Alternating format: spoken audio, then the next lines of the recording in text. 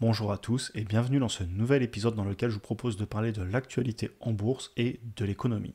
On regarde ensemble le sommaire et vous l'avez aussi comme d'habitude en description pour passer d'un chapitre à l'autre. On regardera d'abord l'état des marchés boursiers, on va ensuite parler d'économie, de politique monétaire et enfin on parle un petit peu d'opportunités, de mental et je ferai une petite conclusion. Pour les marchés, on va regarder rapidement le S&P 500. On constate qu'on est revenu pas loin des anciens plus hauts historiques qu'on avait fait tout début 2022 et fin 2021 après la forte hausse qui avait suivi la grosse baisse de mars 2020. On a ensuite eu 2 années qu'on a vécues ensemble sur YouTube avec beaucoup de doutes, une forte baisse, puis une hausse qui a été quand même lente. On n'a pas eu une réexplosion des marchés comme on avait eu après mars 2020. Cependant, aujourd'hui, clairement, on est bien remonté. Si on prend aussi le CAC 40, parce que je sais que vous avez été plusieurs à me dire que vous vouliez qu'on parle un petit peu aussi du marché français, il se comporte aussi très bien. On a même battu à un moment les anciens plus hauts qu'on avait fait pareil fin 2021, et aujourd'hui, même s'il a un petit peu corrigé, clairement ceux qui ont investi dessus depuis des années, ça s'est aussi bien passé pour eux. On pourrait aussi aller voir le Nasdaq, mais il ressemble énormément au S&P 500 avec un petit peu plus de volatilité. D'un point de vue de la valorisation du marché, je vais vous montrer le graphique que j'aime souvent vous montrer qui est disponible chez Yardeni Research. Et donc c'est le PER futur, donc le prix par rapport aux bénéfices futurs des entreprises. Le bénéfice futur, il est donné principalement par les analystes, donc c'est l'opinion générale, le consensus des analystes. Et vous l'avez ici pour les large cap, donc le S&P 500, et puis aussi les mid cap et les small cap, donc les très grosses entreprises, les moyennes entreprises et les petites entreprises. Globalement, si on prend la courbe en rouge, on constate qu'aujourd'hui, on est quand même un petit peu plus cher qu'à l'historique, alors qu'effectivement, si vous prenez la forte baisse qu'on a eue en 2022 et 2023, on était revenu sur des niveaux un petit peu plus bas.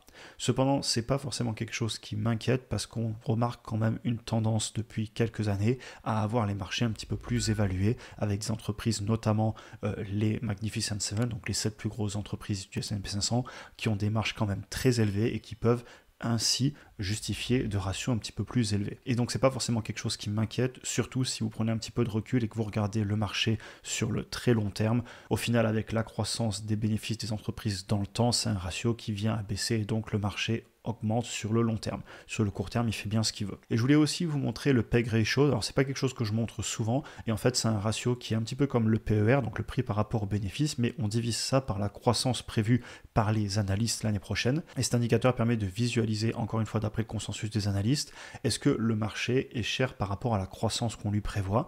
Et je tiens à le montrer. Vous voyez effectivement qu'aujourd'hui, on est entre 1,2 et 1,4, alors qu'on est monté à plus de 2 à certaines périodes. Et donc, ça montre quand même que le marché, d'après cet indicateur, n'est pas extrêmement cher historiquement par rapport à la croissance que lui donnent les analystes. Encore une fois, c'est l'avis des analystes. Mais je tenais à vous le montrer, je le montre pas souvent et je trouve que c'est un graphique intéressant. En continuant sur les marchés, pour moi, il va avoir pas mal de mouvements aussi bien à la hausse qu'à la baisse possible sur janvier, fin janvier surtout et début février, parce qu'on va avoir beaucoup de résultats, notamment de grosses entreprises. On va commencer la semaine prochaine avec des entreprises comme Tesla, Netflix, ASML, Intel, etc. Et la semaine d'après, on a beaucoup d'autres entreprises qui vont arriver avec notamment Apple, Meta, et viendront ensuite toutes les grosses entreprises du S&P 500, du Nasdaq, etc. Et c'est toujours une phase de volatilité, et c'est d'ailleurs pour ça que je vous en avais parlé en début janvier, que j'ai pas forcément tout alloué l'argent que j'avais à investir en janvier. J'en ai gardé un petit peu de côté parce que je veux attendre les résultats de certaines entreprises pour voir si elles vont corriger ou au contraire monter. On va maintenant passer à pas mal d'indicateurs sur l'économie. Tout d'abord, on va passer rapidement sur l'inflation aux États-Unis et en France. Aux États-Unis, l'inflation globale, elle stagne en ce moment autour de 3%, 3,5%. Cependant, comme vous le savez, quand vous prenez l'inflation globale, ça prend en compte tout ce qui est le pétrole, les énergies, l'alimentaire, etc., qui sont en fait des prix internationaux connus sur les marchés. Et donc, ça fait que l'indicateur peut être biaisé tout simplement par exemple, le prix du pétrole qui exploserait.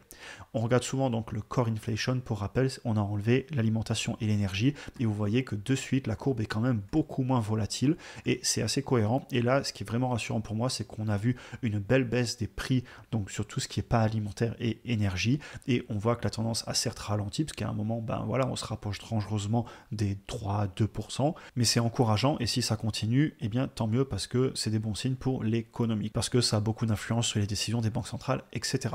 Et si on le prend d'un mois à l'autre, c'est quelque chose que j'aime regarder, donc là c'est le core inflation d'un mois sur l'autre, et on voit qu'on se balade entre 0,2 et 0,3, et donc si vous prenez la valeur d'un mois et que vous la multipliez par 12, eh bien vous vous rendez compte qu'on pourrait se retrouver dans un an, si ça continue comme ça, avec une inflation entre 2 et 3%, ce qui est tout à fait acceptable pour les banques centrales. On va rapidement maintenant regarder pour la France. On voit pareil sur l'inflation totale une baisse qui est quand même assez volatile, encore une fois, due à l'alimentation et au pétrole. Et si on enlève l'alimentation et le pétrole, on voit alors que la baisse est beaucoup plus stable, il y a moins de volatilité et clairement, c'est une belle courbe à la baisse, donc très encourageant.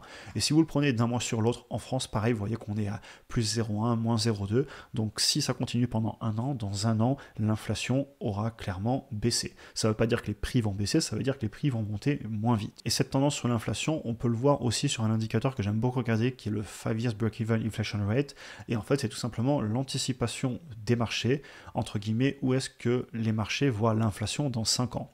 Et si vous regardez sur le court terme, on voit que globalement, le marché est en train de dire que dans 5 ans, l'inflation sera clairement pas loin des 2%. Donc cet indicateur, si vous voulez savoir comment il fonctionne, j'en avais déjà parlé dans d'autres vidéos, sinon vous pouvez simplement aller lire la définition ou rechercher. Mais globalement, c'est encourageant parce que ça veut dire que si vous regardez, il y a encore un peu plus d'un an, les marchés pensaient qu'on allait avoir du mal à combattre l'inflation. Et aujourd'hui, ils sont clairement en train de dire que oui, c'est bon, on va réussir à calmer l'inflation. Maintenant qu'on en a fini avec l'inflation, on va pouvoir parler des banques centrales. Parce que comme vous le savez, les taux directeurs ont une influence énorme sur l'économie, j'en parle souvent. Et la Banque centrale américaine a un dual mandate, donc un double mandat qui est de maintenir les prix stables autour de 2% d'augmentation par an des prix, donc 2% d'inflation, et le plein emploi. Le plein emploi se porte très bien aux États-Unis, par contre l'inflation ça allait pas. C'est pour ça qu'ils ont fortement augmenté les taux. Vous voyez ici l'augmentation entre 2022 et 2023 pour aujourd'hui être entre 5,25 et 5,5. Cependant, maintenant que l'inflation baisse et qu'on a un ralentissement pour beaucoup d'entreprises, on le voit clairement dans les résultats qu'on regarde d'ailleurs souvent ensemble sur la chaîne, il y a beaucoup de personnes qui pensent que les taux vont baisser. Deux façons de le voir.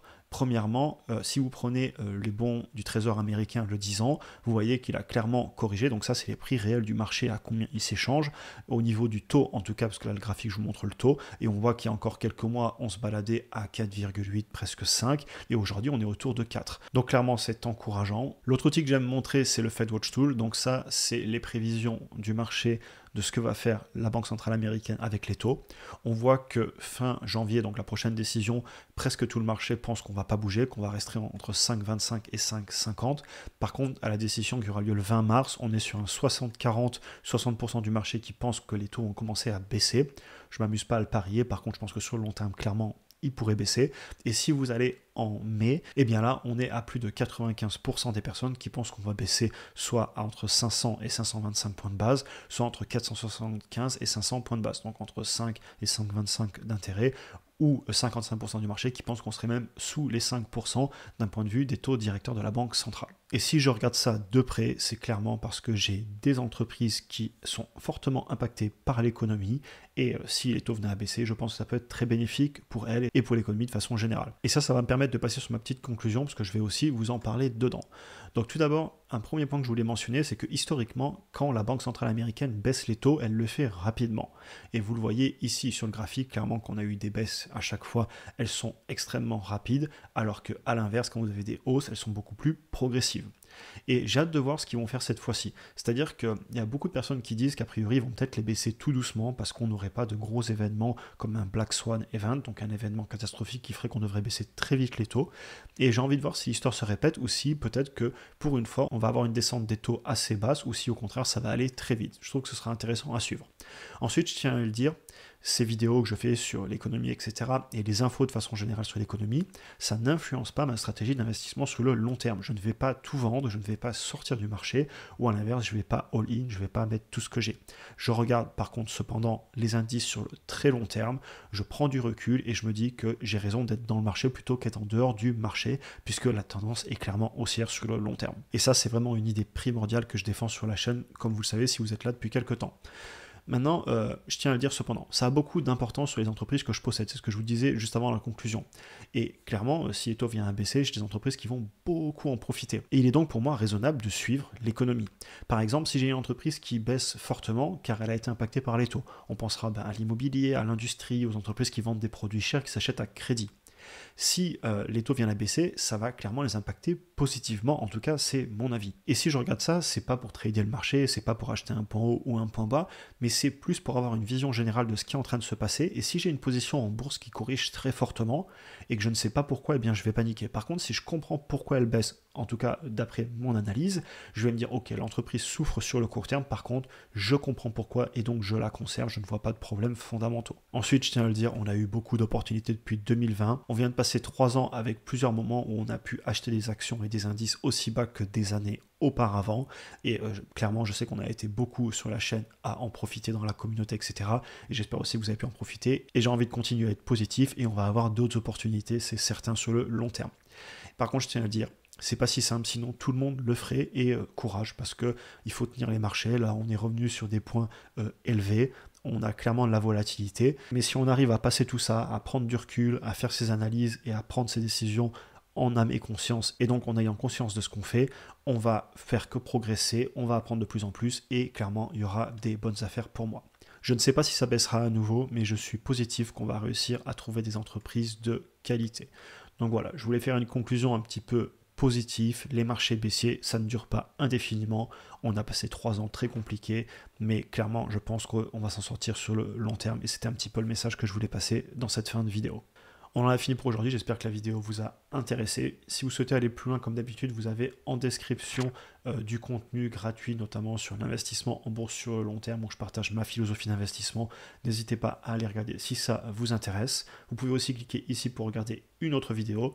Si vous avez apprécié cet épisode, n'hésitez pas à vous abonner, liker, partager, comme je le dis souvent, et aussi passer sur Instagram, j'y fais du contenu différent, je fais tout ce que je peux pour répondre aux DM. Des fois ça me prend un petit peu plus de temps parce que je regarde souvent que le soir, mais je continue à le faire tant que je peux. Sur ce, je vous souhaite une excellente journée et à très bientôt pour une prochaine vidéo.